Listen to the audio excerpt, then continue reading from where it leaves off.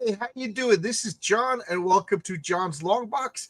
I'm here with Sandy Petersen, and I gotta say, Mr. Petersen, your Twitter is my favorite Twitter account in the entire universe, Elderverse, multiverse, anywhere where the elder beings may reside. Yours is the best. You post often.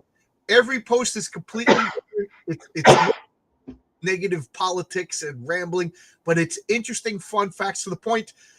I get excited when I see you have a new point. So I finished an essay just before I logged on called "How to Fight Deep Ones." It's 4 posts long.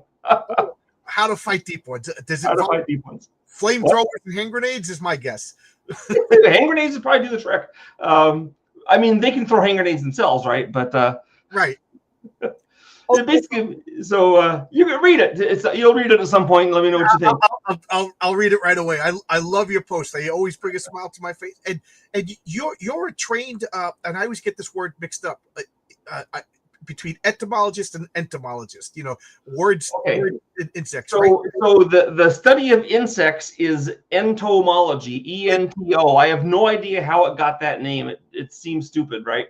Because like arachnids is arachnology, right? And fish is ichthyology. We know that ich is fish, right? Birds are aviology. But everything sounds like mammalogy. But right. Insects, entomology. No one calls insects ents. You think entomology would be giant tree creatures?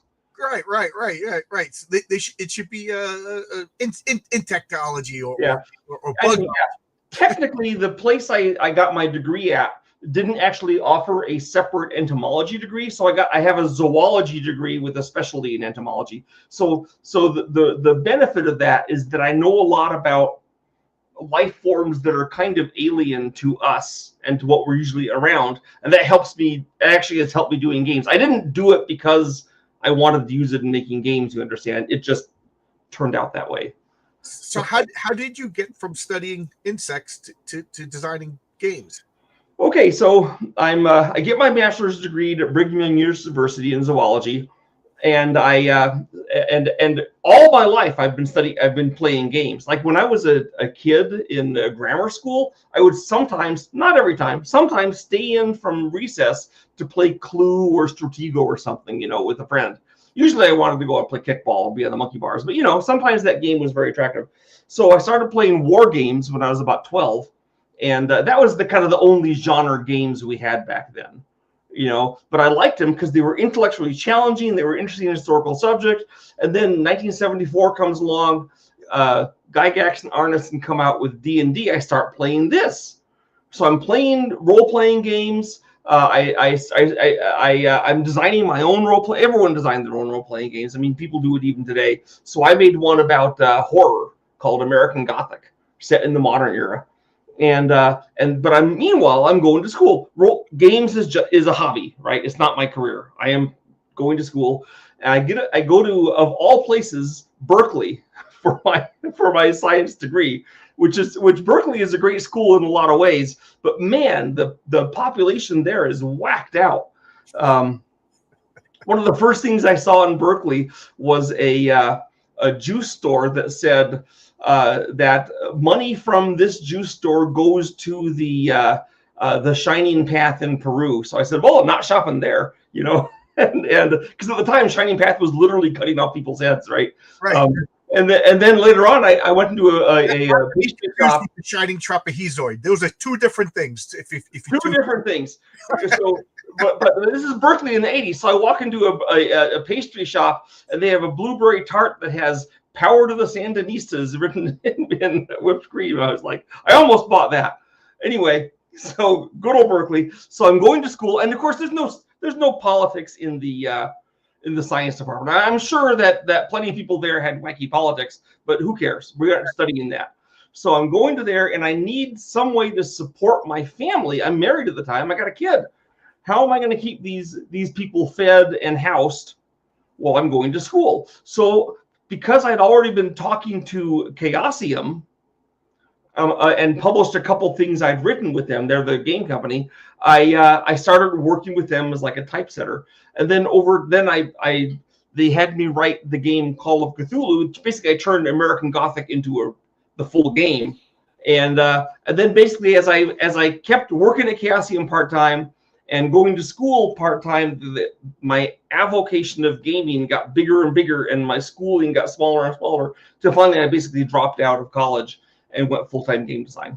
So I'm not recommending that career path to anyone, but it worked for me. It worked. It seemed to work pretty well. What are your? I think we can say that your most famous game is the video game Doom, right? Probably my best known game is either Doom or Age of Empires. Those both have a lot of people playing them. Those are probably my biggest. The game that is most beloved, that gets people offering to buy me drinks and gets me invited to conventions, is Call of Cthulhu. I have never been invited to a convention because of Doom. People go, "Oh, you did Doom? That's cool," But Age of Empire, or not Age of Empires, Call of Cthulhu, people will like, come to our convention in Poland and run Call of Cthulhu for us. So my fee, by the way, for going to conventions is that of course they have to fly me out and feed me, but they also have to fly out my wife and feed her. And usually they like this fee because it's way cheaper than if I charge them $5,000 or something. And then my wife gets to go wander around Cordoba, Spain, or Baccarat in Germany, while I stay in a big windowless room with a bunch of nerds and play games. She doesn't enjoy sitting in a windowless room playing games rather than checking out. Yeah, she'll go to the windowless room to admire me playing games, but she's not. She plays some games, but she is not what you would call a gamer. She is a person that sometimes plays games. Yeah, that's what I want too. I'll go to Dice Tower Con and she just hangs out by the pool and goes to the cabana. Exactly. And you know what? I got no problem with that. I've heard a lot of people say, "Your wife doesn't play games. What's wrong with you, Sandy?" I say, you know what? I've encouraged her to do it. She's welcome to do it whenever she wants. But the fact is, having a wife that doesn't play games is sometimes pretty useful. Like when my friends come over to play role-playing games, I have someone that can. Well, she's not our servant. She's waiting his hand and foot. But she does do things where like she'll bring a bottle of soda over, or sometimes she will cook for us. Usually we order Chinese or pizza, but she's there to do things, if she wants, or not, she can go out. Right. But, my wife usually makes a big pot of chili. She just gets a kick out of it when all the guys come over. We sit around the table. I think feeding the gamers, whether you're playing board games or role-playing games, is great. You know, it's even more social. Everyone enjoys each other's company. All the gamers love Wendy. They like hanging out with her. Some of them in the past have even had kind of harmless crushes on her. But that's okay. But yeah, it's like, and also the fact that she's not constantly obsessed with gaming means that I am forced to have a part of my life that is less nerdy than it would be otherwise. Yeah. It grounds you to get, to get out and do stuff.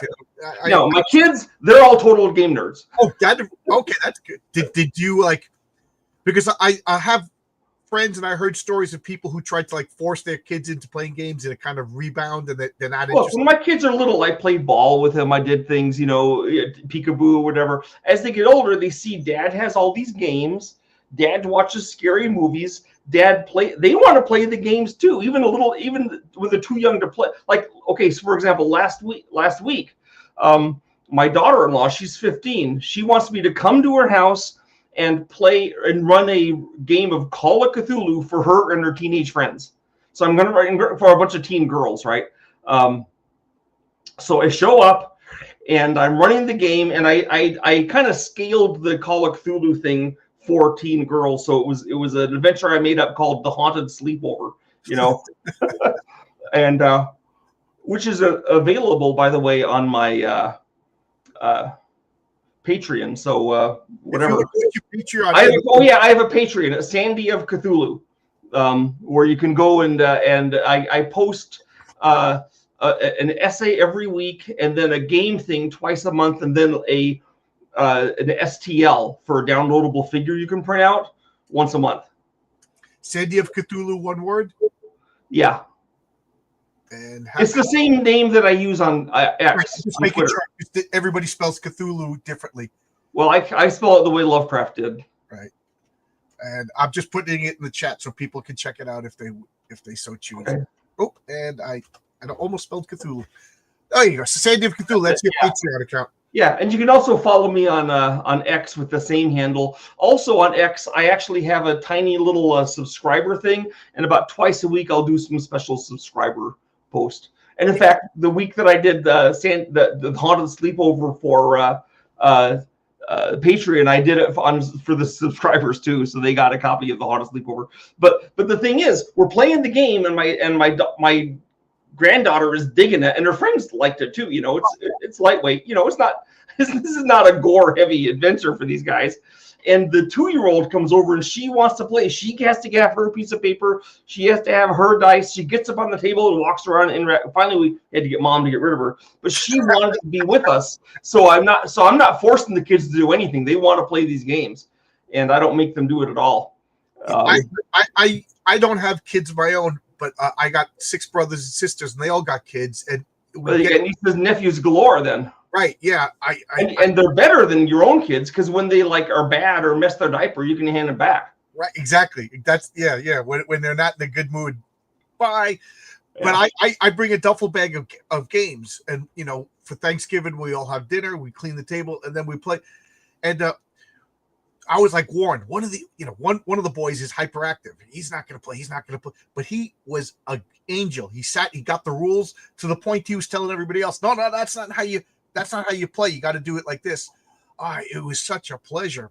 But I enjoy playing the games with I got games for kids. I got games for adults. Well, their games are new to them. They're exciting. I have seen me and everybody doing it for a couple of years, and now they're like, oh, I can play now, because I tell them you have to be able to read to play, because there's a lot of cards and stuff, But, I have one 13-year-old grandson, and he has a eidetic memory, like a photographic memory. And so when I'm playing, usually when I play with the little kids, I don't cheat exactly, but I'll fudge things in a way so they will win more often, or it'll be more, I want them to have fun more than I want to win, right? And that guy catches me every time. Grandpa, you're doing it wrong. He's too naive to realize why I'm doing it, but he corrects me on my own games. Oh, it's funny because I still play a role-playing game called Villains Vigilantes. That's my go-to role-playing game. It's a superhero game. Are you familiar with it? Which one? Villains and Vigilantes. I have played that game. Yeah. I had a character in that game. Oh, I used their terrible random generation system to get my character, and turned out my only power was that I could pick up radio broadcasts in my head, which I could have done like with a walkie-talkie, you'd think. Right. So I went out and bought myself an AK-47 and called my character AK-47 and used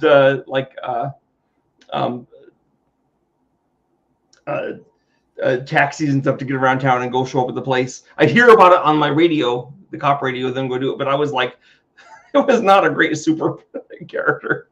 It's funny that you said, because my very first character, he could pick up radio signals, and he went and bought a gun and fought. It was literally the same thing. That Villains Vigilante was so crazy. I didn't play Champions much, though I understand the rules and read them, because about the time Champions was getting really popular, we did Super World for Chaosium, which is our version of Champions. And yeah, I played them all because I'm a superhero freak. As you can see, I got all the comic books and everything, and board games also. So like, I made my own comic book, and it's based on my adventures, and and I make like the character cards for stretch goals, and on the back is the Villains Vigilantes character sheet. So if anybody goes back in time and buys a 40-year-old role-playing game, they can take my characters and put them Although it's still in print, you can still buy it.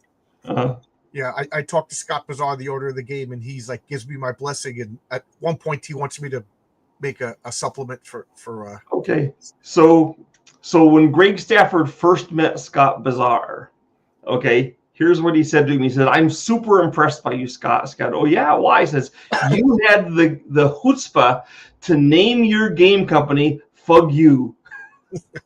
FGU. And he says, well, that's not really what it means. He said, no, don't apologize. I said, Greg, I'm super proud of you. I wanted to ask you a Doom question. Okay. I played a lot of Doom, man. Well, I did too, but I haven't done it for a while.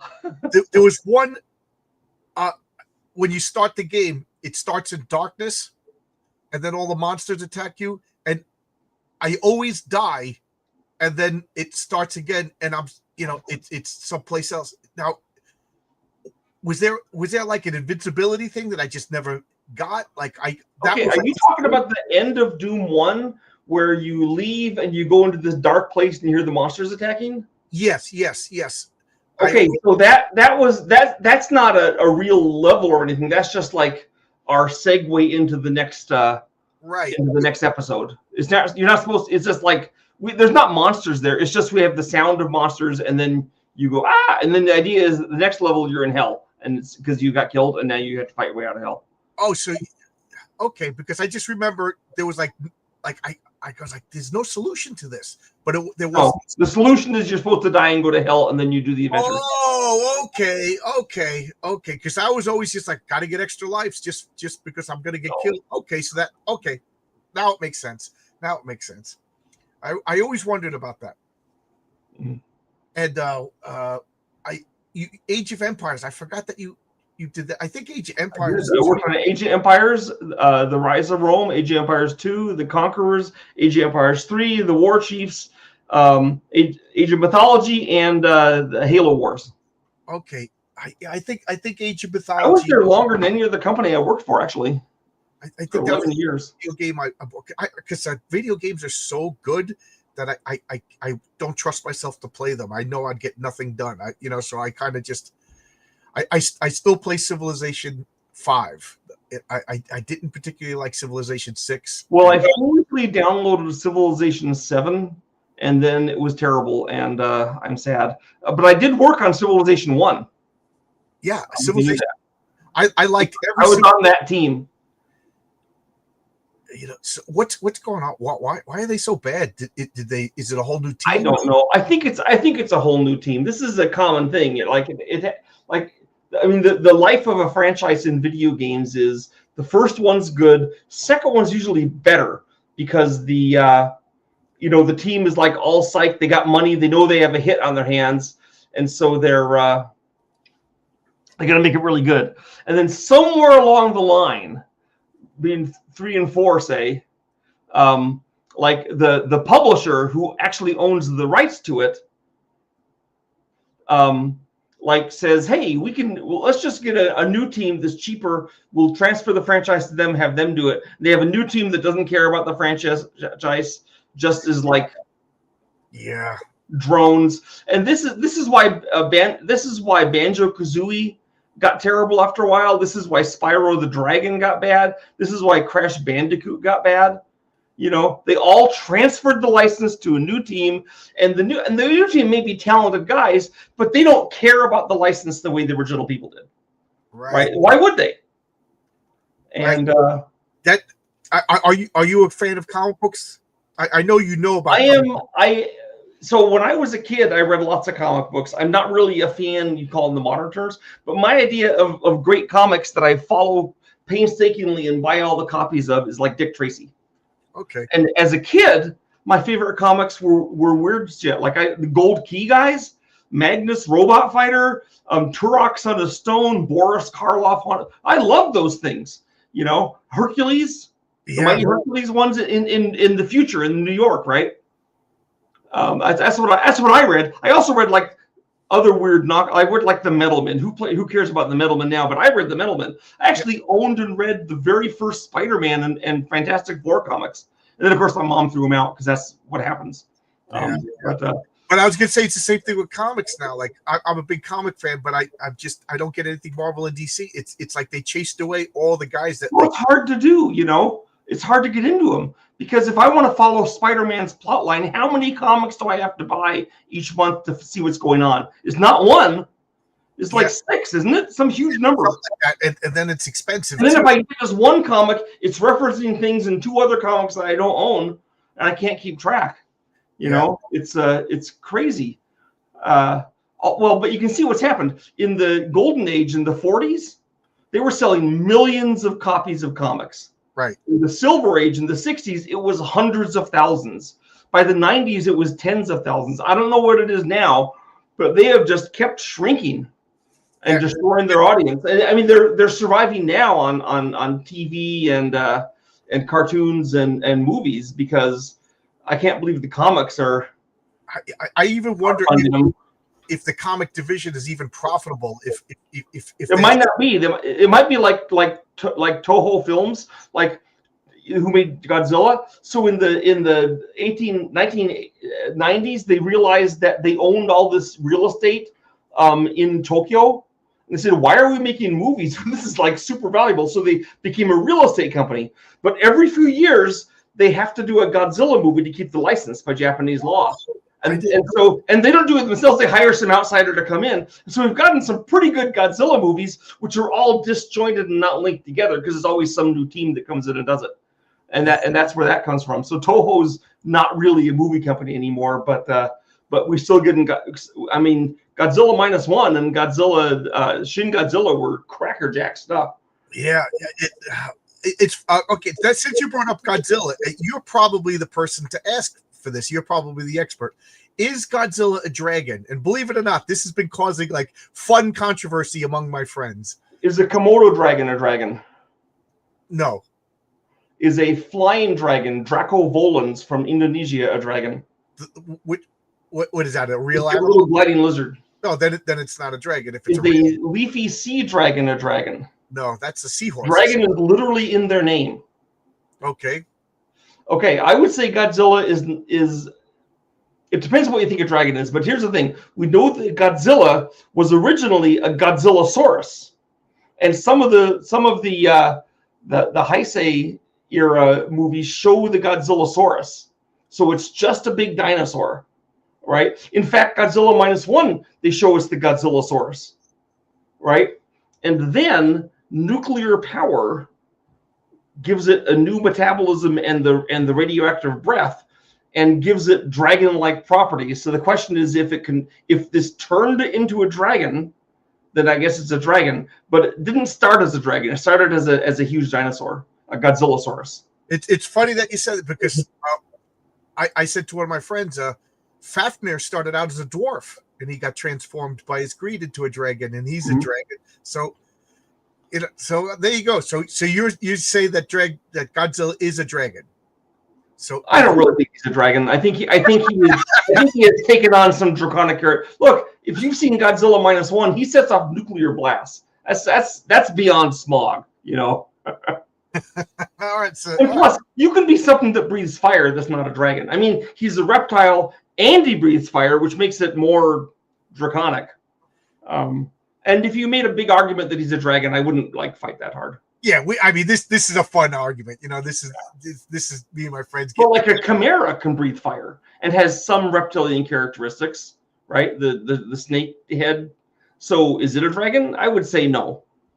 So so that begs the question: what does it need to be a dragon? You know, yeah, that's a question. Chinese dragons are like serpents and they fly without wings. You know, so yeah. Yeah, I mean, they're different. If you go to like a northern European dragon, those things don't even breathe fire, right? They're poisonous. You know, they breathe out. They're venomous creatures that regenerate from damage. You cut the storeroom in hunks, and it grows back. So fire is not necessary. If you go to East Asia, the dragons there, a lot of them breathe water instead of fire. They're like the sources of rivers and stuff. They'll wash out towns. So, and they're more godlike than Western dragons. So I guess are those, I mean, okay. And if those can be dragons, then fire breathing is not a necessary part of it. And if stoorworms and northern and like Beowulf's dragons, Beowulf's dragon did breathe fire, but it's also poisonous. So it's kind of a crossover. And if they can breathe, if they don't, not having wings isn't necessary, then maybe we had to do dragons the way that scientists figure out whether something's an insect and look into its evolution. And I don't know if you ever saw the really cool evolution thing they did about dragons. It's on DVD somewhere. Basically, like it was after they did Walking with Dinosaurs, and that was a huge hit in the early '90s. So they did one about the evolution of dragons and where they came from and where they lived and what they do and their biology and their life cycle and all this crap. And it was pretty hilarious. Oh, that sounds great. I got to check that out. So now that I got you talking about monsters, I was talking Friday about Fred about Dracula. And we were talking about the natures of vampires, and we both talked about how much we both love the book, but I totally missed or forgotten that he was saying that Dracula, like the ability to turn into a mist and transform and affect the weather and stuff like that, isn't because he's a vampire. It's because he's a solomancer, a sorcerer from the and it's. I don't think it said that in the book. See, I don't remember it either, but like I was going to ask, I was hoping because you know everything, so I figured you'd be the. Well, they're obviously magical, right? And one argument I've read is that he can turn into things based upon the imagination and fears of the person he's fixated on that day. Oh, like it actually mentions he can turn into twinkling stars if you are of a poetic turn of mind. So maybe the wolves and the bats and the other wacko things he turns into are all related to your fears, your things, Yeah, that's. I mean, if you live in Europe, wouldn't you be scared of wolves? You know what I mean? There's all these wolf stories, or you know what I mean? Well, yeah, wolves are pretty scary in Europe. Right. I mean, if you read the account of when wolves came right into Paris and were killing people by the dozens. Oh my God, that means Dracula's going to turn into my ex-girlfriend. She might, right? But mostly I'm happy that like every vampire movie has different rules, so right. I'm just happy to go by whatever the rules of this movie is. Though I do prefer it when he's supernatural, because when they try to explain it away and then he's still obviously supernatural, even though they try to explain it away, it seems dumb to me. Yeah, I agree. Like and I also vampires have to be scary. I hate when they try to make them like Fred. Like I read the Anne Rice books, and then did you read the Anne Rice vampire books? I have read one of the Anne Rice vampire books. Okay, because it the just one Interview with a Vampire. Yeah, that was excellent, I thought, and then I did too. Until the last two books, and then it just. Well, I thought I stopped when I was ahead. Yeah, you were smarter. I fully admitted that you're smarter than me at the beginning, so I got no problem with that. Vampire books are kind of a crapshoot. Like Salem's Lot was good, and Interview with a Vampire is good, but there's a lot that are not good. Right, they romanticize. The documentary I'm talking about is called Dragon's World, a fantasy made real. Okay, I can find it on YouTube. I don't know. Oh, okay. Dragon's World, a fantasy made real. Okay, I'm gonna write that down so I can check that out. Well, it's $25, so maybe you can live without it. But oh, it's on Amazon. Well, that's the DVD. If you want to have your own hard copy for when they cancel everything and all the stuff we paid for on our streaming services dies. I'm a hard copy. I get hard copy. Oh yeah. Obviously, board games and comic books, stuff like that. My wife is still gets DVDs. I've been getting vinyl lately because I finally set up my basement. I can have a turntable. I don't even have my friend's like, oh, I'll send you a link to my Spotify account. It's like, I don't have a Spotify account. I want physical media. I don't trust all these files and everything. Like I still have my DVDs for Civilization, the only video game I still play. It's I don't know. I'm old school. Since we were talking about monsters and you already brought up deep ones, I got to ask you: is the creature from the Black Lagoon a deep one? Absolutely. When I look, here's the thing. I read Lovecraft before I saw The Creature Walks Among Us. That was the first creature movie I saw, because this is all before DVDs. And you couldn't just go and see a movie. You had to wait until it was on TV. And I actually didn't get to see the original Creature of Black Lagoon until I was like 25 or 30. So that sucked. But But yeah, I mean, I was attracted to the creature because he looked like a deep one. Maybe he's not a deep one. Maybe he's a relative. Maybe he's the creature that deep ones were based off.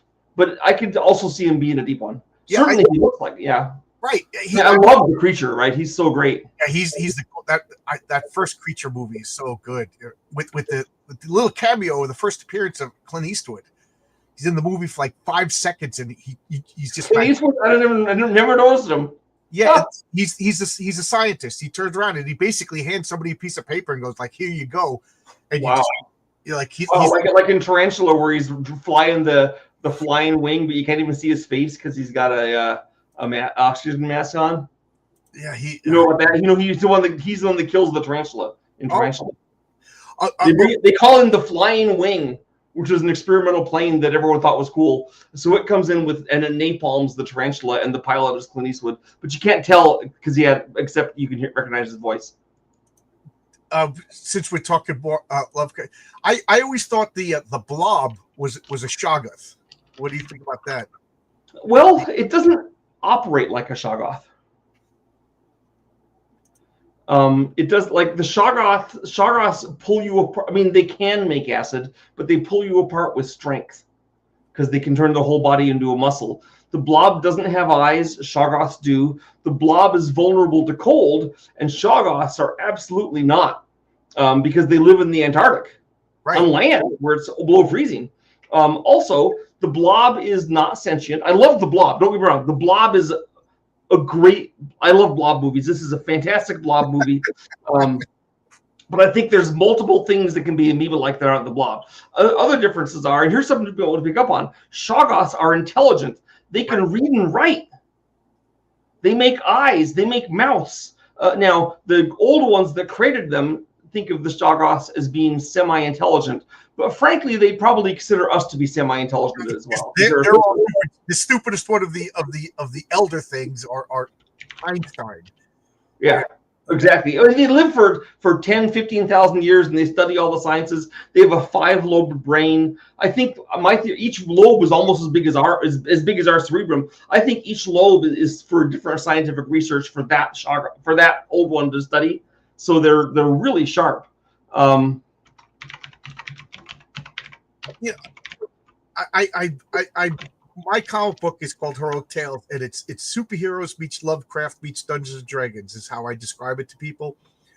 And one of the things I kind of hint at great old ones and everything like that, but I'm like logical, and I try to cross my T's and dot my I's and everything. The main thing out of all the Lovecraft stuff, which is unexplainable, and you bring a lot of yourself into it.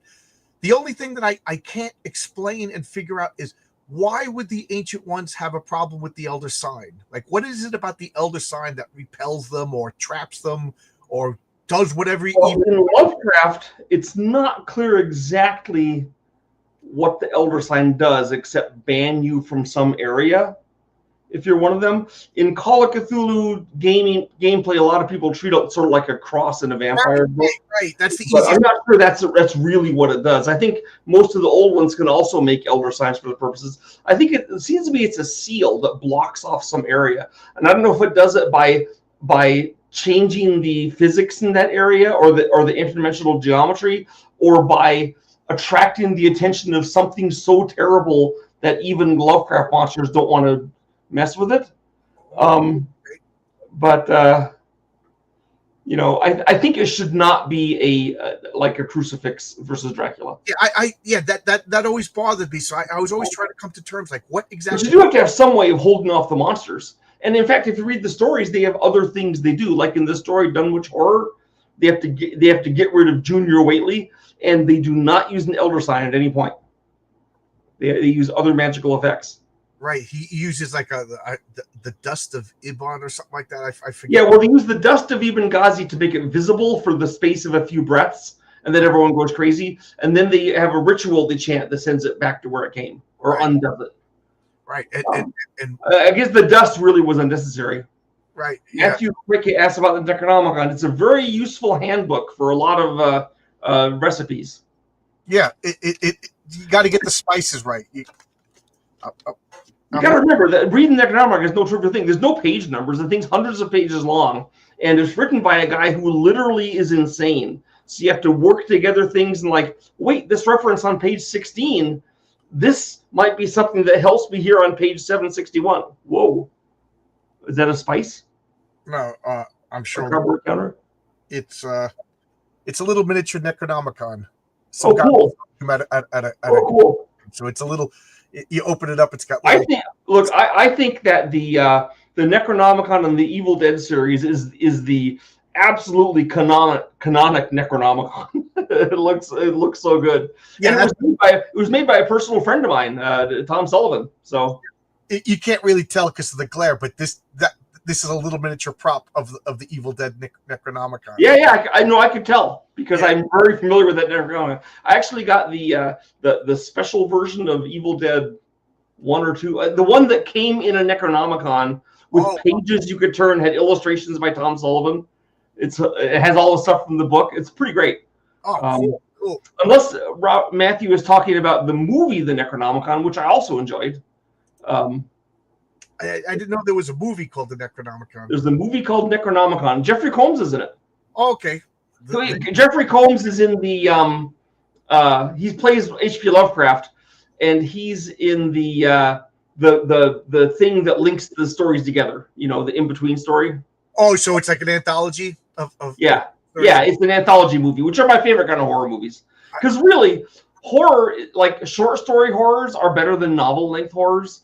And sometimes a shorter horror thing is better than a long. Just like it's hard to keep the terror up for like 90 minutes or 2 hours or a whole novel. So it's sometimes chopping it up really works.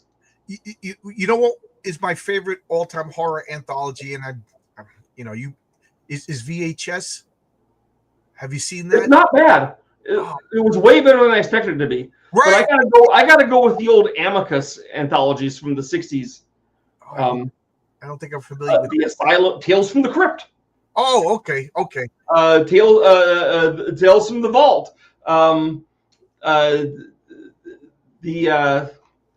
Let's see. They did the Asylum's one of the best. Basically, Amicus was a British company that made mostly anthology horror. Dr. Terror's House of Horrors, From Beyond the Grave, The House That Dripped Blood, Torture Garden. These are all anthology movies made by Amicus. Yeah. So they made some non-Amicus stuff. Like they're the ones. Have you ever seen the Doctor Who movie starring Peter Cushing from the 60s? Yeah. The Amicus made those. Yeah. And they made Scream and Scream Again, if you ever saw that. Are you a Doctor Who fan? I was for a long time. I kind of gave it up partway through Peter Capaldi when they had something, Water on the Moon, and it was such an anti-capitalist screed that I said, I don't blame Capaldi for this, but I'm tired. You know, everybody says that I liked Capaldi, and the fact I stopped watching it during Capaldi. Yeah. But he was given such poor material that he was given such bad stuff to work with, and it was just tragic. And then when they made Doctor Who a woman, I'm not saying that a woman can't be the Doctor, but my feeling is that there is a social human dynamic between a male doctor and a female assistant. They're not flirty exactly, but there's that kind of relationship that really helps power up Doctor Who, and that's lost. Right. And it can be there a little bit if a female doctor had a male assistant, but they didn't really do that. You know, even my wife was like, "No, Doctor Who is a male." You know, and yeah, he's got to be a man, I think. But I will say, like, I noped out at a specific episode when they introduced that there was doctors before the first Doctor, and I was like, I'm out of here. That was terrible. And then when he became the ultimate Doctor, that was the chosen one from before time began, that I literally started saying bad words at the TV. Right.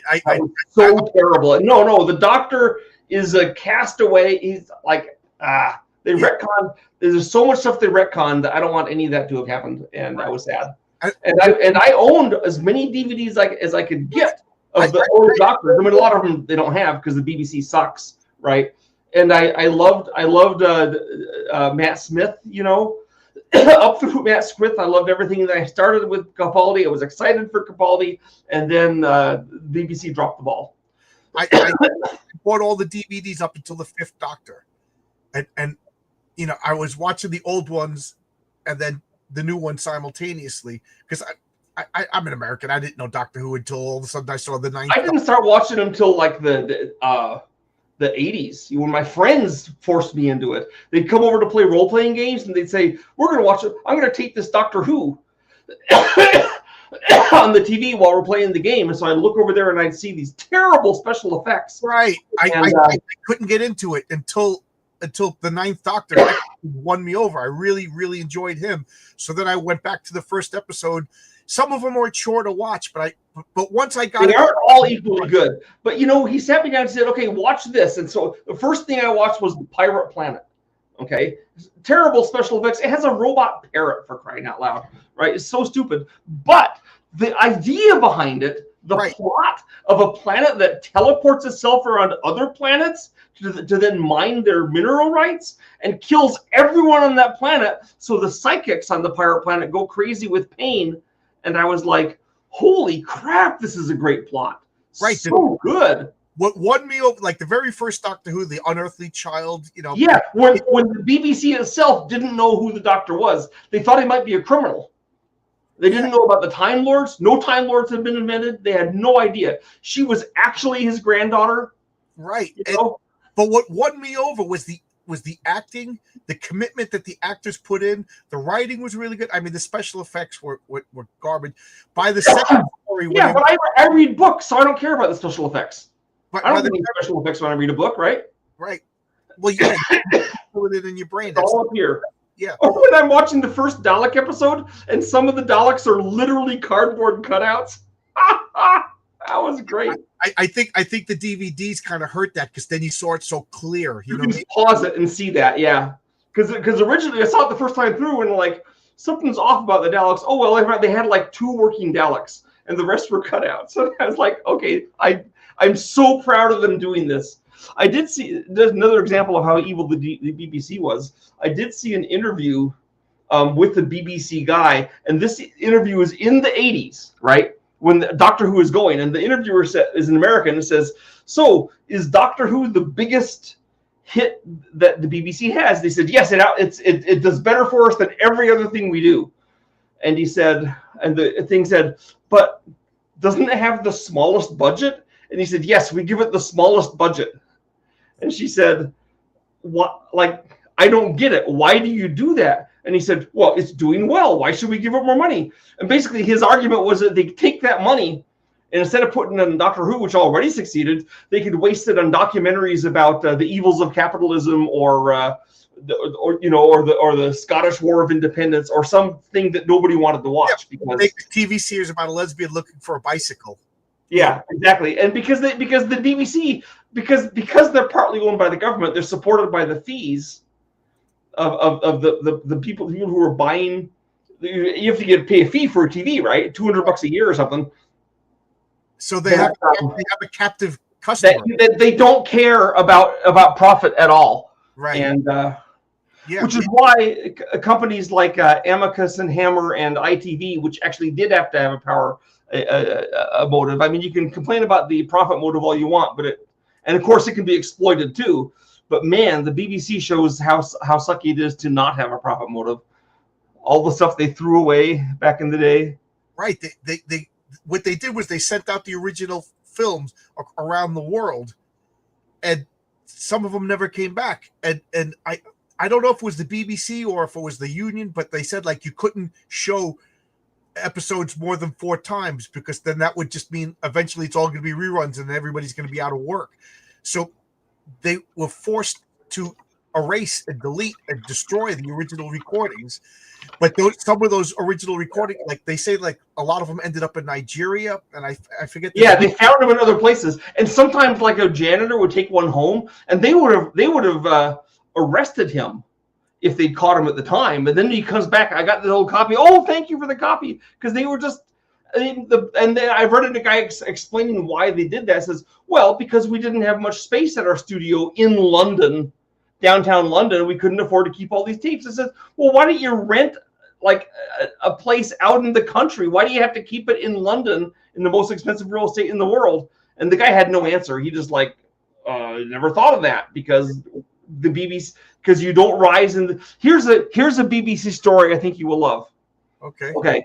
This is from a woman who wanted to do a story for the BBC, a British woman, and they got this science fiction epic put together, okay, and they went to the BBC and said, we'd like to do this as a miniseries, and the BBC was interested, okay. I saw this interview on TV, okay, and then the woman says, and so then after they approved it, we had to go to the next step up, because the BBC has they're not only government, they're British, so they have the biggest bureaucracy in the world. So you go to the next step and you have to start from scratch, because all they know is it was approved, and you explain it again, and then they go, oh, okay, you go to the next step, and then they got in like 4 steps up, so they're getting pretty close to the top, and they're sitting there, and this lady, some product manager, program planner, sits there and says, so can you explain to me what telepathy is? And the woman said, so I just stood up, packed up myself, and walked out, because their culture is so alien to science fiction. I knew we could never do it. They got this person way up at the top that doesn't know what telepathy is. We're doomed. You can't do it with BZ. And I said, yeah, that's the right answer. Yeah, it's a shame. Yeah, and like the big lies. Oh, nobody goes to jail if they don't pay their fees. It's like, come on. In England, kid went to jail yesterday for saluting a British flag. I mean, you might go to jail if you don't pay your fee. I don't know what the punishment is. You even have to pay a fee for your radio. Right. If you don't have a TV. I think if you have a TV, the radio is subsumed inside that. Yeah, I watched The Young Ones. You know, they had the did you ever watch that show, that British show, The Young Ones? I've only watched a couple episodes. Yeah, but that was like the whole plot was the guy came to the house to collect the fee, and they're all jumping out windows and, quick, smash the TV, And that was like the first time I'm like, wait, you have to pay the TV? And I remember at the time I was like, that's pretty good. And now I'm like, no. The more I learn, we're all young and naive, at one point in our life. Well, I remember the Monty Python really savagely attacking the BBC program planners in their persistently throughout Monty Python. So right. I figured there was fire behind that smoke. They do episodes where they show the brain of a human and the brain of a penguin and the brain of a BBC program planner, and all this stuff. It was like, okay, it's the whole British system about everything. Like, I see what's going on in England. I don't want to get all political and stuff, but so I was a guy that I talked to on Twitter, and he's just like, yeah, we're doomed. I said, well, can't you vote for a different? He goes, you don't understand. Like, you vote for this guy who then votes for this guy who votes for this guy, and it all goes back to the same pool of people. He goes, it's why you see. Yeah, you don't vote for the prime minister. You vote for your local member of parliament, right? And one of the guys in your party is going to be the prime minister if that parliament gets a majority. So you don't know who is going to be and even more. You know who the prime minister is going to be, but because you know that this guy that has this part, this office over here in Surrey has picked to be the party leader. But so the only way you can help him win is if you vote for his party in your vote. It's kind of weird.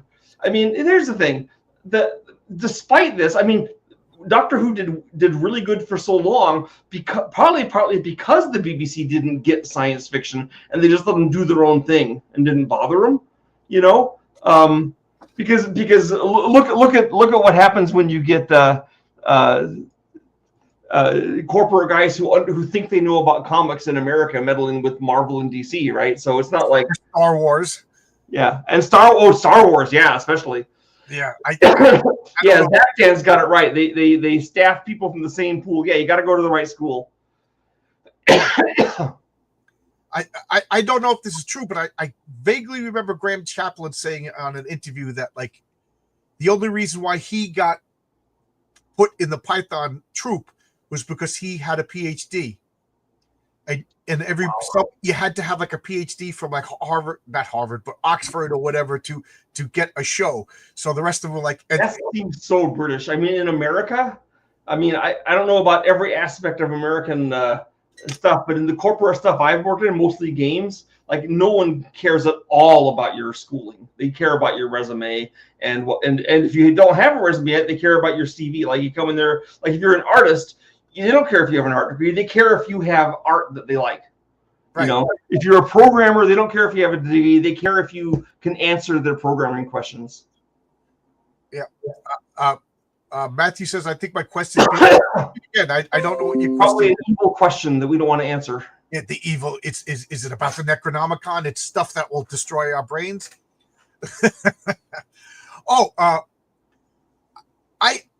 Has Sandy worked on XCOM? I did not work on XCOM. I was at Microprose when XCOM was being developed. I did actually help with Master of Magic. So there's that.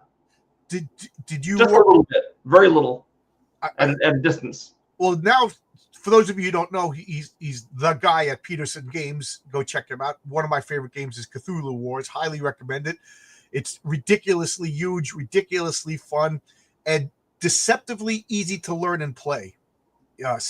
But every faction is asymmetrical, meaning everybody plays completely different. That's a lot of fun, is figuring out, okay, I'm Cthulhu, I'm the fighter guy. Oh, okay, now I'm Shub-Niggurath, I'm the flood the board with creatures guy. Yeah, I'm the fungus infection. I'm the king in yellow. I still haven't figured out how to win.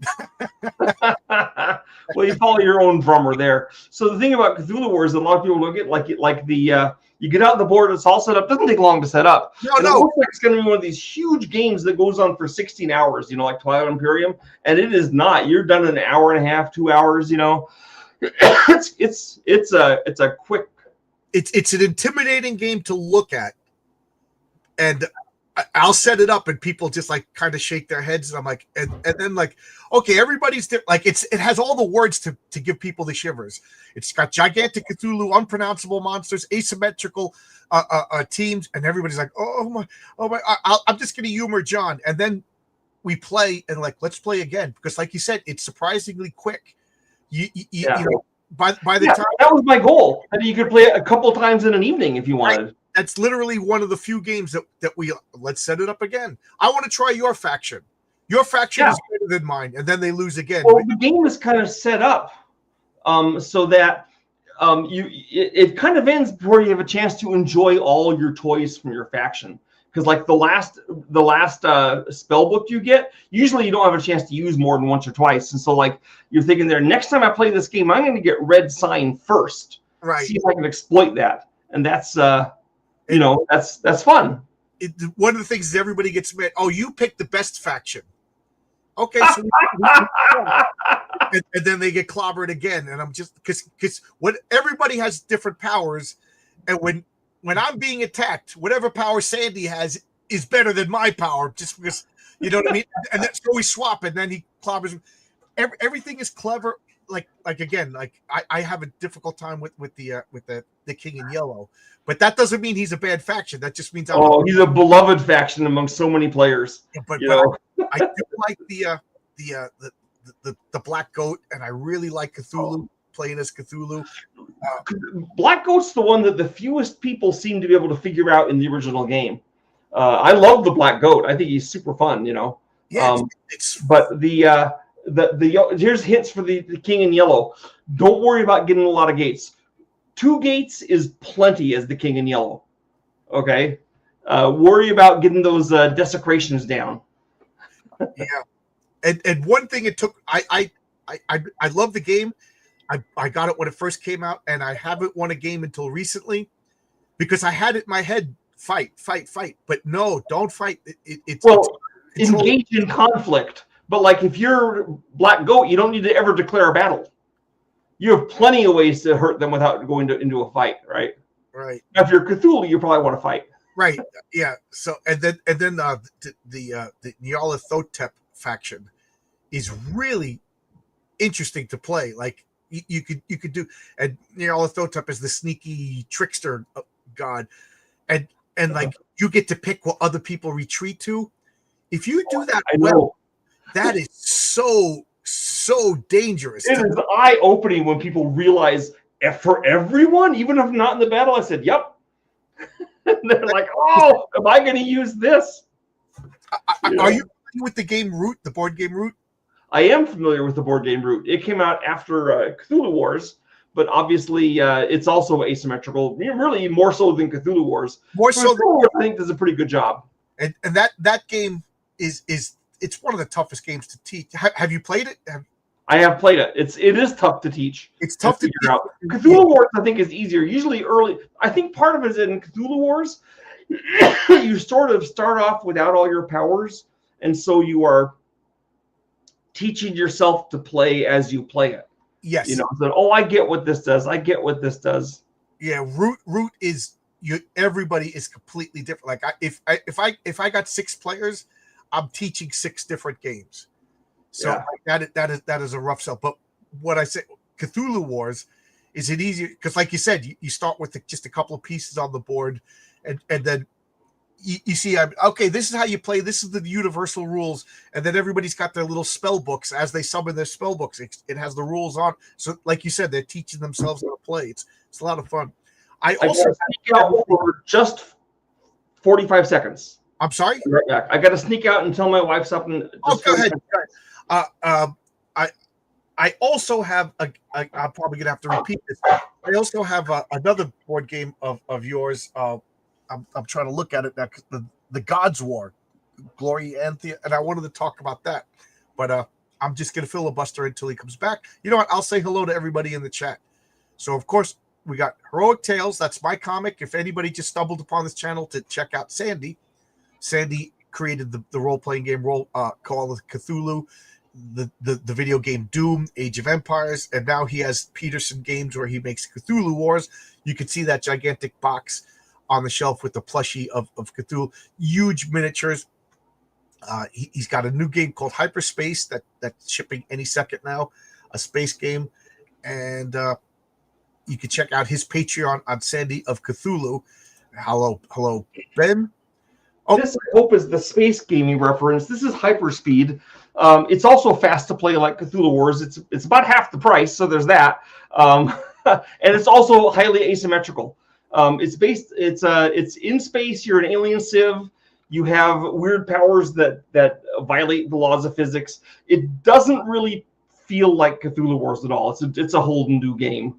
Is it a 4X game? I backed it up. It is a 4X game. You explore the cosmos as you're going into the star system, into the star cluster. You're flipping tiles over to see what's there. You are researching technologies. You are expanding, building colonies on alien worlds, and of course you're fighting your enemies too to exterminate them. So it has what the review that I like the most about it. There's a lot of reviews that like it. Most of them, like Cthulhu Wars, has very positive reviews. They said he was amazed. Usually, the way a 4X game is made to be shorter than like 6 hours, this is like 1.5, 2 hours. Is that they cut off one or more of the X's. This has all 4 X's just in a format where you can play it and enjoy it in a shorter time period. Right. You did. Correct me if I'm wrong. You worked for Fantasy Flight for a while too, right? I did not ever work for Fantasy Flight. So I am wrong. But Fantasy Flight, they have the Twilight Imperium. Yes, they do. And Hyperspace is kind of a reaction to Twilight Imperium. Right. Because Twilight Imperium takes like 10 hours to play, and also Twilight Imperium, when you're playing a faction, as you doubtless know, you can't really tell what that faction does until you've played it 3 or 4 times. And you realize, if I'm playing the bugs, I should not build ships at all. I should just build planetary batteries, that kind of thing. You figure it out after a while. But whereas in Hyperspace, like Cthulhu Wars, it's a little more visible at the start. There's still a lot of depth going on and weird things happening. You learn new, like in Cthulhu Wars, even though you can figure out what Cthulhu is all about the first time you play him, there's still depth of strategy that he has. And Hyperspace, I believe, has that. Right. And then you can play it in 2 hours instead of 10 hours. So there's that. Cool. Is there expansion planned for the future? In fact, there is an expansion already out. The Nova expansion. So the core game has 4 factions that you can play, and up to 4 players. And then the Nova expansion adds everything you need to go up to 6 players. That's the most you can do because it's a hex-shaped board. But you have 6 players, and it adds 4 new factions. So now you have 8 factions up to 6 players, and you can mix and match quite a bit.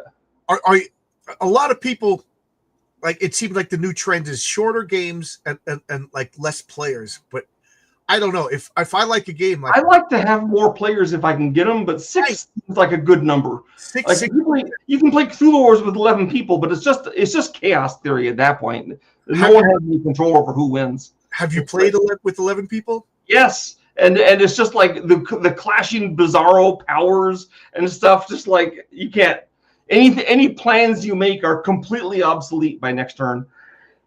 You know, I would love to play that. I thought it maxed out. Come to a game convention. Usually there's someone doing it.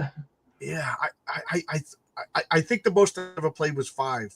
You know, but I would love that. Like Twilight Imperium, I want to play with like 8 people, sit down, like, you know, have my wife make a big thing of chili, sit there all day long. I love that. I love a long game.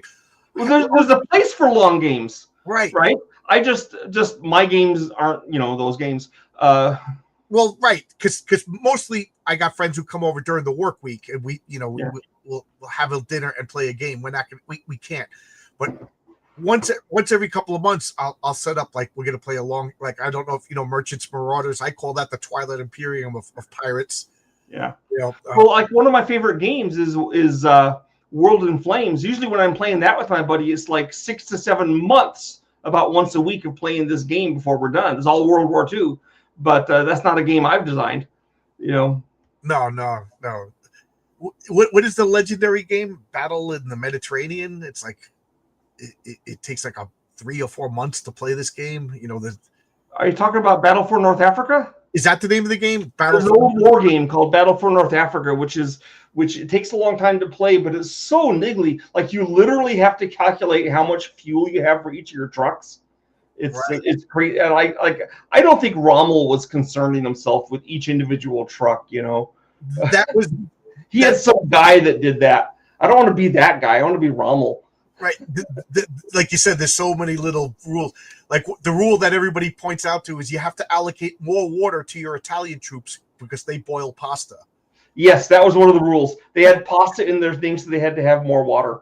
But I'll bet they used that water for other things besides pasta when they were finished. That's funny. When you were gone, I was bringing up God's War, the Gloriantha. Oh yeah, that is very similar to Cthulhu Wars in a lot of ways. Yeah, I have that game too. I'm all in. That's the way I am. I got everything for Planet. You have Planet Apocalypse? Yeah, I got everything Planet Apocalypse. Wow, you're a super fan. Yeah, I got all. I like I said, I waited with bated breath for Hyperspace. I can't wait. Planet Apocalypse I like because you can play solo, and I'll set the camera on the table, you know, and have people watch me. It's probably, of all my games, it's probably the one that takes the longest to play. And it's only like 2.5, maybe 3 hours, depending on which map you're on. But I enjoy that. I enjoy that. I like the little. I'm not complaining. I'm just like, that's what it is, you know. Yeah, I like an overcomplicated game. You know, are you familiar with an old TSR game, Divine Right? Yes. Yeah, they just came out with the new edition, and it's the same thing, just better quality. And my friends came over, and he brought his daughter and his daughter's fiance, and we just sat there all night long playing this overly complicated. And I like a game that tells a story. So like Cthulhu Wars, when I'm done playing Cthulhu Wars, I was taking over North Africa, and then your stupid deep ones came over here and stole the gate away from. And we talk about it as if it was a sci-fi movie, you know, or a horror movie. I like when a game could do that. Like chess, nobody talks about chess as a movie, or checkers as a movie. Like, so I like theme in games. Like, well, I mean, if you're talking about bizarre games that are super complicated, I owned and played Magic Realm, so I have no defense. I'm just like, no excuse for me. If you've done you remember Magic Realm from the 70s? No, I don't even know that one. No. Oh wow. Gotta look it up. They said so. But I mean, I do like you can see right over here. I have So they got Richard Hamlin. Like Avalon Hill said, this role playing stuff looks good. Let's do one. So they got a board game designer to design a magical role playing game, and it has 0 aspects in common with a role playing game, but it's pretty wild. So I view it as the greatest game design package ever, because there's so many things you can do with it, so many ideas in it, even if the game itself is virtually unplayable. What game is it called? Magic Realm. I gotta check that out. It's legendary in how crazy and it is. Eric Guapo is bringing. He says he's making a joke. He has a perfect record in chess. He has not won a game since 2003. That is, in fact, a perfect record. Yeah, I am terrible in chess because I'm bad at long-term strategy, but I'm good at short-term tactics. Like I'm good to reacting to you. At chess, you can't do that. You know. You have to be good at both. You have to have a strategy, and you have to be able to change the strategy, and you have to be short, like little combinations. Which is why I like Cthulhu Wars, I guess, with a lot of people, because I can't plan. You know, I can't. Well, you can't plan if there's a lot of people. Well, when I was in college in the 70s, we got a book of chess games from other countries and other sources, and we started playing these variant chesses, and from going from regular chess to playing like Thai chess and Korean chess and Persian chess from the 15th century, you know, and all these crazy things. So there's these bizarre pieces and bizarre rules, and so even then, before we, you know, this is the same time we're also starting to play D&D. We're playing the wacky chess, so that's when my chess skills kind of like leveled off, because like if you want to play me in Siamese chess, I know what to do, but regular chess I only kind of know what to do now. Could you play all these variants with the regular chess board? It depends on the variant. Some of them need different boards. Some are like my favorite one is like a 10 by 11 board with an extra pocket at each end. And the courier chess is a medieval chess that is 8 by 12. A lot of the chess variants, they just make the board, add new pieces, make the board bigger square, and then it takes longer to get across. But courier is brilliant because it's only 8 across still, but it's 12 wide. So you have the 4 extra pieces, you know, and you don't have to take as long, you don't have to take the time to go and interact with them. But it's like a series of little skirmishes instead of one big plot. One of the pieces they have is called the Man of all things, and it moves exactly like the king. Oh, okay. One spat at a time. It's actually a pretty good piece, you know. Excuse me. Are you interested in tactical miniature games? I don't have. So I have played them. I originally got into wargaming and stuff by playing those like Napoleonics and to a bigger extent World War II miniatures. And then I made my own using Airfix figures. I played those constantly through high school and into college. And now of course there's Warhammer and all these other miniatures games you can get. And I've decided that I have plenty of expensive hobbies and I don't need another one. Right. Especially since my ability to paint at age 70 is now 0. Right. You know, I won't play Warhammer for those exact 2 reasons. I'm not going to paint, and it's too expensive. But I do appreciate, like, Simon Games made a Game of Thrones a board game, Fire and Ice, and it's just a box set. Here you go, everything you need. You can paint it, but each faction has their own color. I enjoy that, like X-wing miniatures. You know, I think it was in the 90s, maybe the early 2000s, that Fans did a board game called Game of Thrones, and it was pretty good. Yes, and the show hadn't come out yet. Right. I hadn't read the books. I hadn't seen the show. Still haven't seen the show. But I haven't read the books. But my friend who did read them said, "Yeah, this is pretty close to what it is," and that was a fun strategy game. I love. Yeah, I think it was a Fantasy Flight game. That is an excellent game. It is real fun. You could have 6 people, and like you said, that's how I found out about Game of Thrones from that board game. You know, before the show came out, and I didn't read the book. I'm not reading that book unless that guy finishes. I'm not Well, investing. I mean, he's not going to finish. Right. I guess I'm not reading those books. Like I said, I didn't even watch the TV show, so. Oh, I wanted to ask you this, and I distracted myself. For Gloriantha, the God's War, there's a lot of lore, and there's a lot of lore, and it was never properly organized or put into books. So it's hard to look up all the lore. They've tried to do it late, trying to make it more plausible, more like organized. They have like books with background, so it's easier than it was. But it's also harder than it was because Greg Stafford is dead, and I no longer work with the Chaosium, and we were like the big lore masters for it. So is there a role-playing game? Yeah, RuneQuest. Oh, RuneQuest is. Oh, I didn't. RuneQuest is the Gloranthan role-playing game. Yeah. Oh, okay. Because there's RuneQuest board games. I'm looking right at it. Yeah. Okay, I didn't know that. There are board games too. Dragon Pass, Nomad Gods. Okay. Oh, I did not know that. Because it was just so rich. I was like, there's no way you just made this up for a game. There's got to be more, Well, he made it up to write a novel. Okay. And then like he did a game in the meantime. He never really got around to the novel. But here's the thing that's interesting. So Greg Stafford, he's going through high school. He's really interested in mythology. He reads all the mythology books, Edith Hamilton, all that stuff. Read about like ancient Greek and Sumerian and Egyptian mythology and Norse mythology. And he somehow completely evaded the fact that there was fantasy. He never found a fantasy book. He just read mythology. And so in the college, someone introduced him to like Elric or something. And he's like, oh, people are still writing mythology? This is amazing. So then he started reading that too. So the Glanthan world is unique because it's not based on fantasy books. It's based on myth.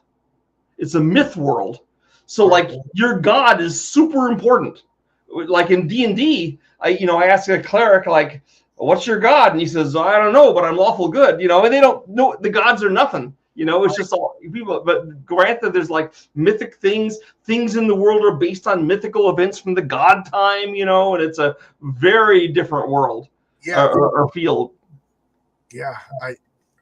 And again, the miniatures are huge. It's like an art piece. When you set up the board, it's like, wow, look at all it really, people come by. If you play that at a convention, people are like, what is this? Yeah. We've been talking for over an hour now. Is there anything that you would like to say before we close down the stream? I try to keep these two. I guess I'll just remind everyone, if you want to see more crap by me, there's games. I'm still doing games that are available on petersengames.com or Shop Petersen. Either of those will get you to the same site. My newest game I'm very excited about is Hyperspace. And John should be able to get one just for the cost of shipping and handling because he actually was a backer on the Kickstarter. Also, you can get essays from me every week if you go to my Patreon at Sandy of Cthulhu, and you can see me on X. I have an extremely active Twitter feed, also on Sandy of Cthulhu, that John likes. So that is one point of data for you. It's my favorite. It's my favorite Twitter. Like it's interesting and everything is different. If you like board games, you like movies, you like horror, you like Cthulhu, whatever, insects, random facts about the history of the world. I just really get a kick out of you. I got to read How to Fight a Deep One. I must have missed it. I was looking it up. I just put it up. Like I sent it out like 2 minutes before our meeting, so you wouldn't have a chance to. Okay. And I've been talking to my friends, like, who would win in a fight, Cthulhu or Godzilla? Okay, so if you go to my YouTube channel, also Sandy of Cthulhu, I literally have a video called Cthulhu versus Godzilla where I address this point. There you go. You'll be happy to know I didn't just say, oh, Cthulhu would win. There's advantages from both sides. Now, the biggest disadvantage Godzilla has is that we know Godzilla is subject to mind control. We've seen this happen in movie after movie. I mean, alien cockroaches can control him.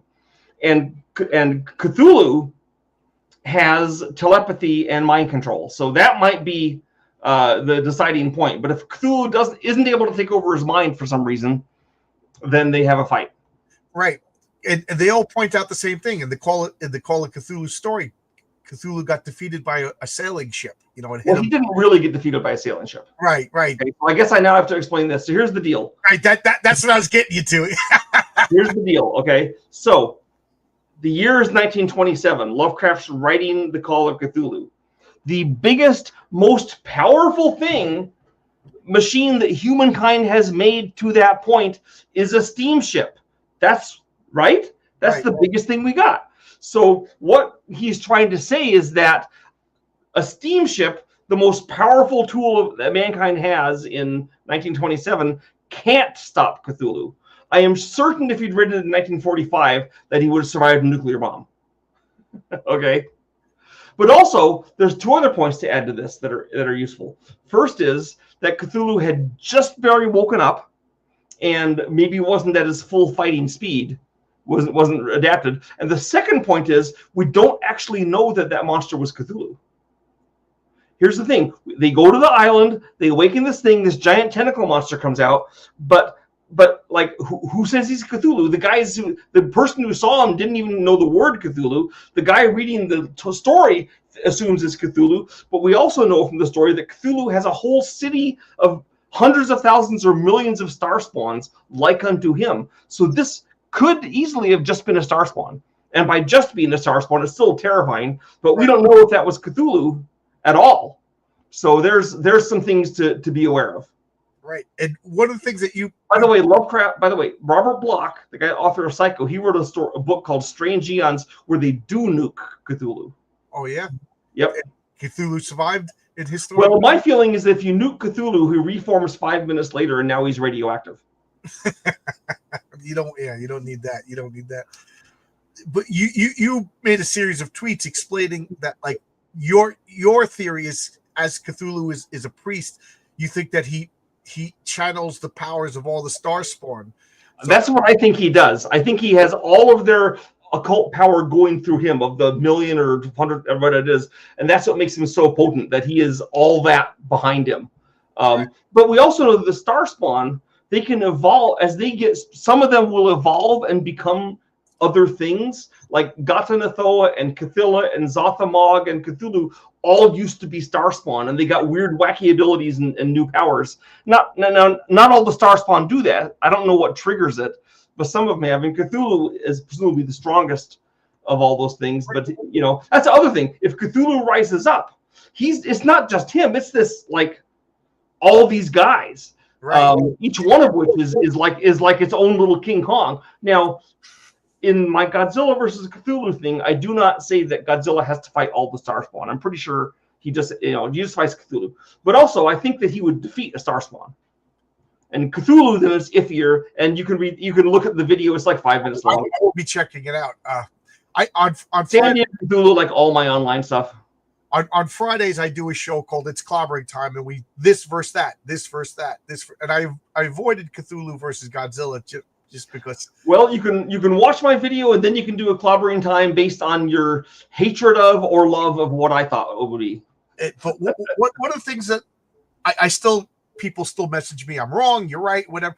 But I did the Empire from Star Wars versus the Federation from Star Trek, and do you want to give us? Well, I mean, the Empire controls the whole galaxy, and the Federation controls like a United Federation of planets. So it's not really fair. I mean, now, if you wanted to say the Empire has a Star Destroyer against the Enterprise, I would say the Star Destroyer would probably take down the Enterprise because it's so much bigger. Of course, Captain Kirk would probably teleport aboard and sabotage it in some way. If there's one thing that the Enterprise has a big advantage of, it's they have plot armor and the Empire does not.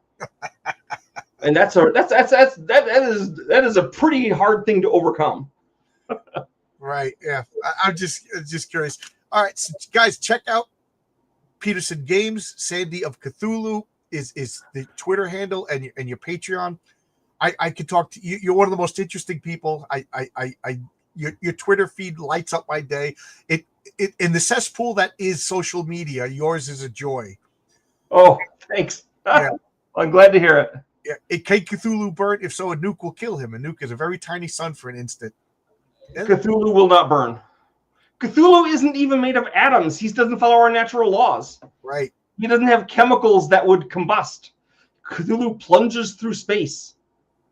Yep. If Cthulhu is hyperdimensional, then he's completely destroyed. If only a sliver of himself. Right. Cthulhu is unimaginable. Look, that's the whole point. PB says the Empire didn't hold. Okay, the Empire controls 3/4. That's still a lot more than the United Federation of Planets. Yeah, but still not enough to overcome plot armor. Right. Right. Because nothing can beat that. Plot armor is pretty tough.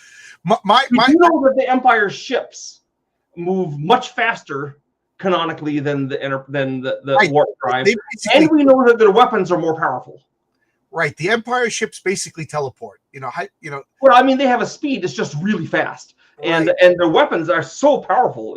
I mean, you can calculate what it is if you look at the Star Destroyer shooting an asteroid and vaporizing it. You can calculate how much energy that takes to instantly vaporize it, and that is potent stuff. But I'm not. Look, Cthulhu. We don't know. Here's the thing. There's a story called "The Whisper in Darkness," where a alien monster is talking to the hero, and he tells him the true origins of Cthulhu, and the hero starts back in horror, but it doesn't tell us what the true origin is. So this has made me think for a long time, like, what is Cthulhu's true origin that would make you? Because just saying he's from really far away, that wouldn't make you start back in horror. Right. So, like, what would make you start back in horror? And some things I'm thinking of is like, what if Cthulhu is like when the universe finally contracts back into the Big Bang blob, that actually is Cthulhu and has come back in time to mess with us here. So he's the conglomeration of everything that was in the universe. I don't know if that's scary enough, or maybe he's from the previous universe that he destroyed and survived the Big Bang and is an art. Either way, there's various options for Cthulhu. But Cthulhu versus Dormammu, I'm not sure of all Dormammu's powers, except I remember he gets impatient and lets Doctor Strange beat him in the movie. So yeah. So I think, can't Dormammu turn to be like a light year in height or something? So that's probably better than Cthulhu. I try not to overspec Cthulhu and say that he can do anything and everything, because that's just not fun. And Galactus came from the previous Big Bang. Yeah, why does he wear armor? Why does he have a spaceship? That's stupid. Because I always hated Galactus. I love Galactus, but what I don't like is how he shows up. Every writer, they work for Marvel. They're writing for 3 months. They've been into comic books for 4 years, and then they have their pet character beat Galactus. Now Galactus is just ridiculous. Everyone beats Galactus. Spider-Man beats Galactus. It's dumb. So here's my Galactus story. Okay. I'm doing a LARP, live-action role-playing game in Germany, and Greg Stafford is there and other people, and I am, and it's called the Space Station Zanzibar. And there's a space station where assigned the fate of the universe, and the characters in it are from all time and space. There's Dracula and Darth Vader and the Blade Runner guy, Rick Deckard, and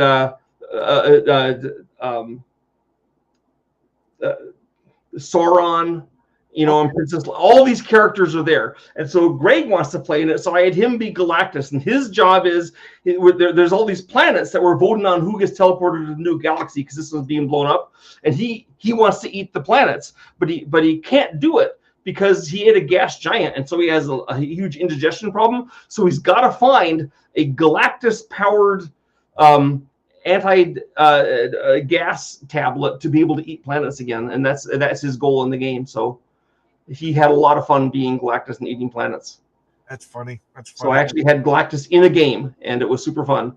I also had I had 2 One Rings, and Darth Vader had the problem because Leia and Luke were after him for child support, and so it was just like, it was all these stupid things. It was part comedy, but that was the way it went.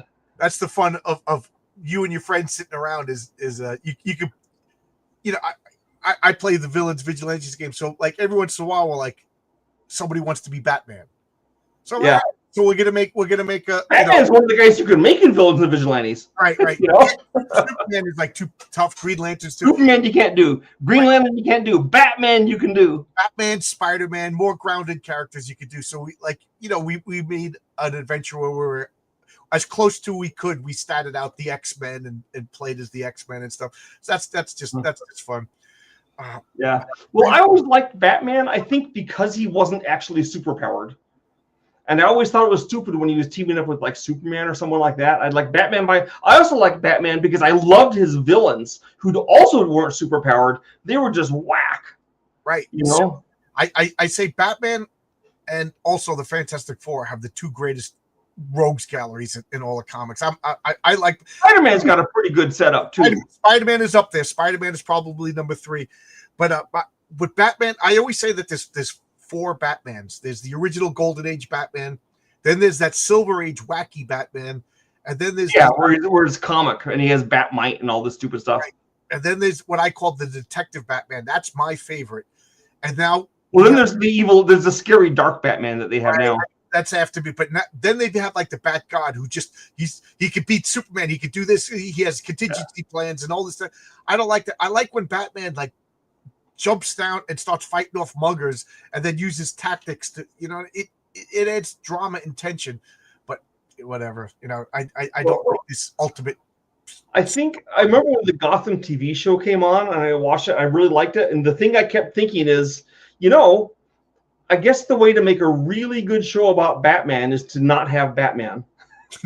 Because I was really digging the early on where you're seeing the proto villains try to develop their powers, and some of them were just too stupid to actually be a Batman villain. But it was, yeah. Oh yeah, Prep Time Batman. Yeah, it is the worst. I will go with that. So if you Guapo says Prep Time Batman is the worst Batman. That's like a running joke on It's Clobbering Time. With Prep Time, I was like, with Prep Time, Spider-Man can beat anybody. Any semi-smart superhero. If they know there's going to be a fight and the other guy doesn't, they're gonna win. So, well, you'd think that Galactus, in his endless traveling between stars, has time to get everything ready. Again, I could talk about Galactus, but okay. I in my head, Galactus has like a purpose where he constantly has to eat planets to replenish himself because he's doing something, and what he's doing is saving us from like Cthulhu-esque kind of creature. I mean, I remember when I was reading him in the 60s and he first showed up, it was very clear that he'd never eaten an inhabited planet. Earth was the first one he was going after. And I think that is no longer the case.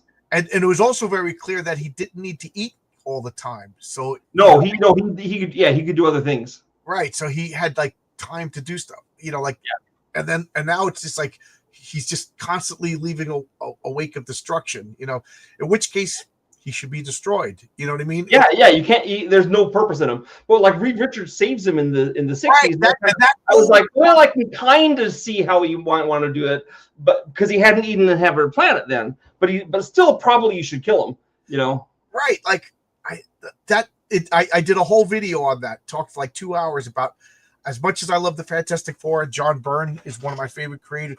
That, to me, was a big misstep. Like, they saved Galactus because he makes money for Marvel. You know what I mean? Yeah. Sure. Well, that's why Batman can't kill anyone. I mean, rationally, you can make the argument that, well, if you kill him, you're the same as him. Well, my argument is that this is what a bad, evil person would say, so you wouldn't kill him. But how many lives would be saved? Now, I'm actually glad Batman didn't kill the Joker because I dig the Joker, but rationally, the Joker is he probably should have been killed. Right. In fact, he is killed in the first story. So I guess these are all some other guys imitating the Joker. Back in the 40s, first Joker is killed. I gotta read the first Joker story then. He uses Joker poison to kill you. You get the big smile and drop dead, which later on came back as a thing. And he leaves a playing card. He's a very 1940s Batman villain. Right. Well, maybe he was smart enough to give himself an antidote, so it looked like he was dead and they left him alone. Well, no, I mean, he's shot and he falls off into the room. He's shot. Batman shoots him. Batman has a gun. You know that. The original Batman was wasting people. The original Superman was killing people too in the original Superman stories. Well, you got to remember, during World War II, there's a lot of people needed killing. Right. By the way, I did read the comic. It was reprinted of why Superman didn't join the army in World War II, and it was great. So Superman wanted to join the army, so he goes as Clark Kent, and he takes the exam, and he forgets that he has X-ray vision, so he reads the eye chart for the next room instead of this room, and he gets 4F, and they don't let him join the army. There you go. There's a reason why Superman. There it is, and that was the reason I said comic book authors are loony. You know.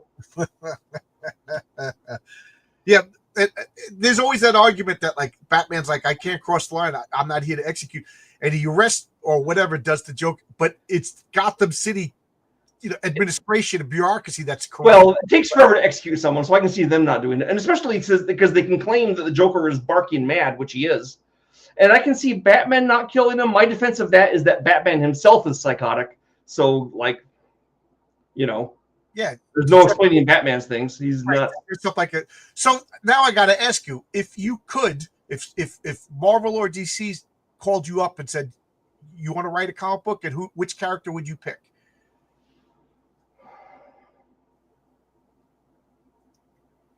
Metalman. Metalman, good choice. I like Either that or Magnus Robot Fighter. If they aren't Marvel or DC though. No, I'm Gold Key Comics. That was the comics I read as a kid. Turok Son of Stone, Magnus and the Mighty Hercules. That was my comic series. They died at the end of the 60s, I think. But man, Magnus was great. He's a kung fu guy that beats up robots. He's raised by robots. What can be better than that?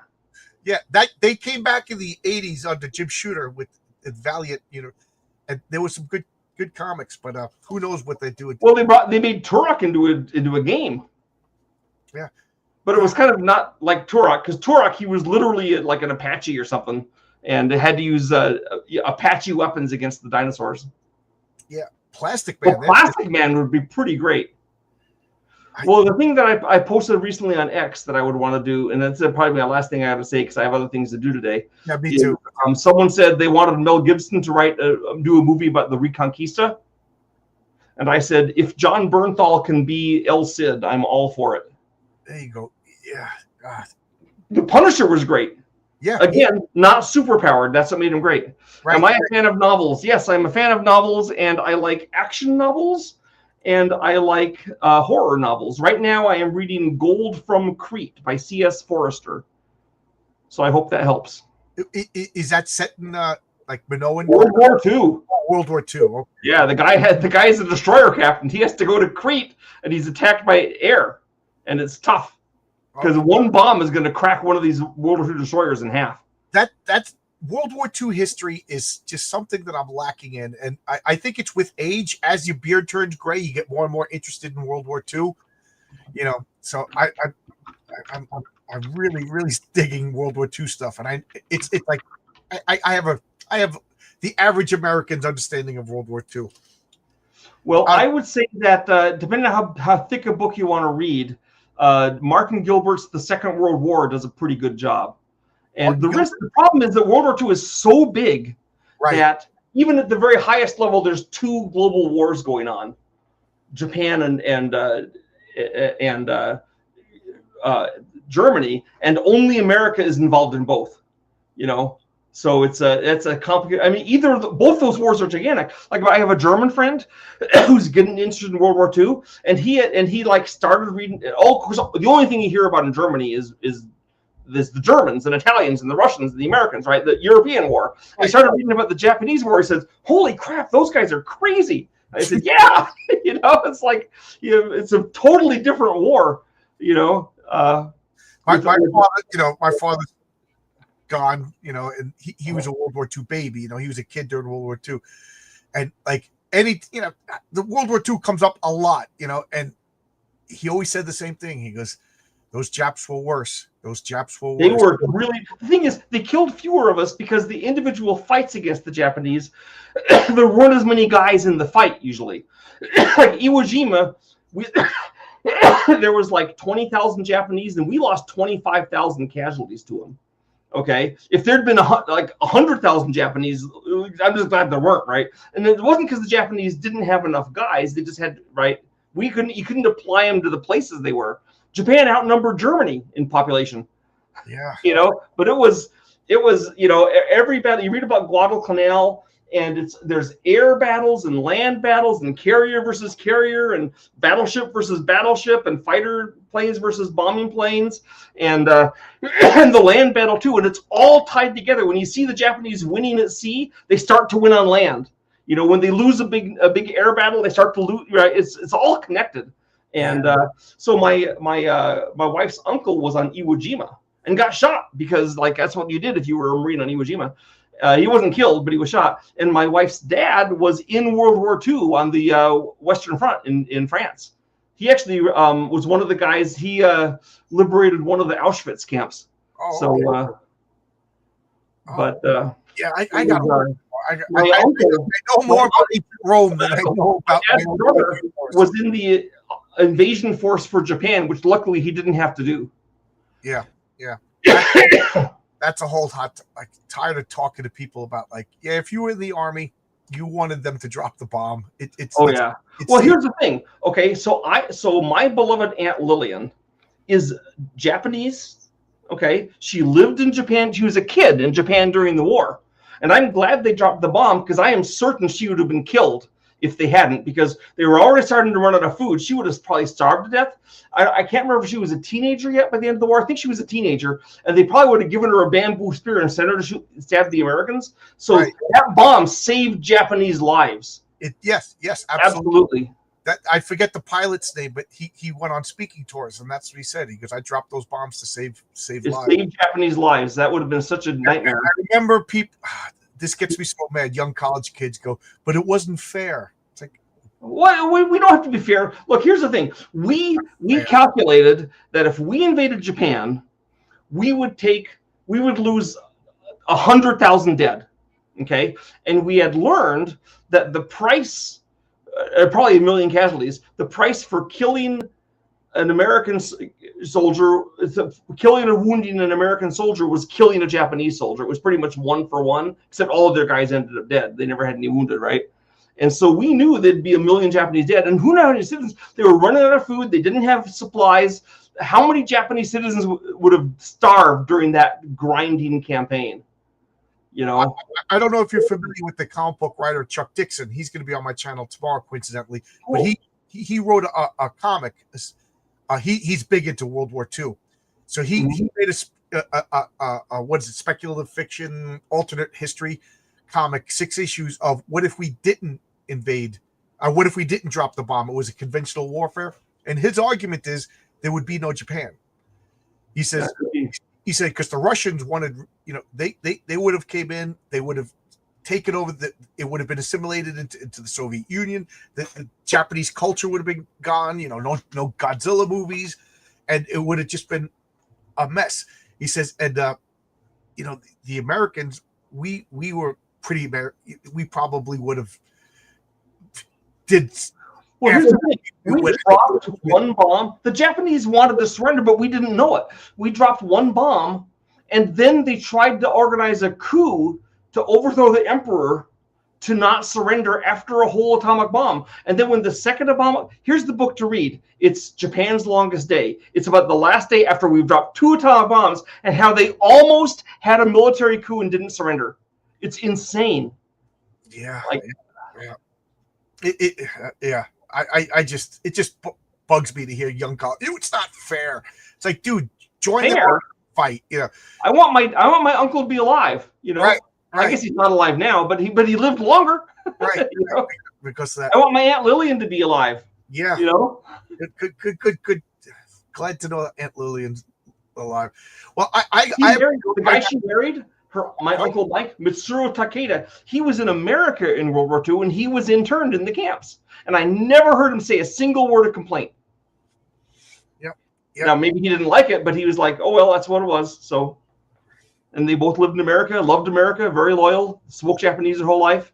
And it took me until I was in my teens before I realized they couldn't actually be my blood relatives because they were full-blooded Japanese. but I have to get ready and do stuff again. Yeah, check out all of Sandy's stuff if you want to give it your list of things to check out. Because Okay. I have to get care. going. Yeah. Well, Tojo wasn't running the country at the end. He'd resigned in 1944. They had another guy. They had a duke or something, some nobleman, prince. But he also wasn't able to end the war because the army was still running everything. Yeah. Okay. Yeah. Take care. But thanks for having me. Yeah, you're one of my favorite. I could talk to you all day long.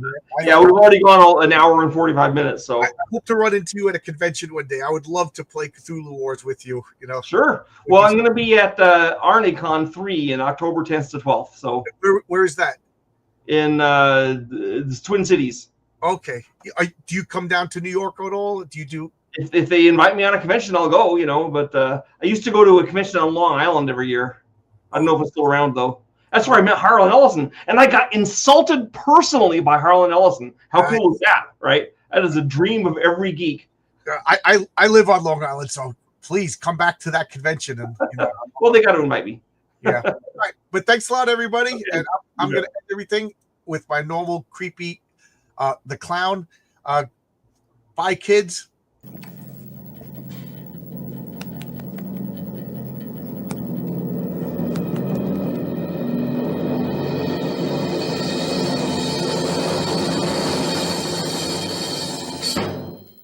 Goodbye, kids.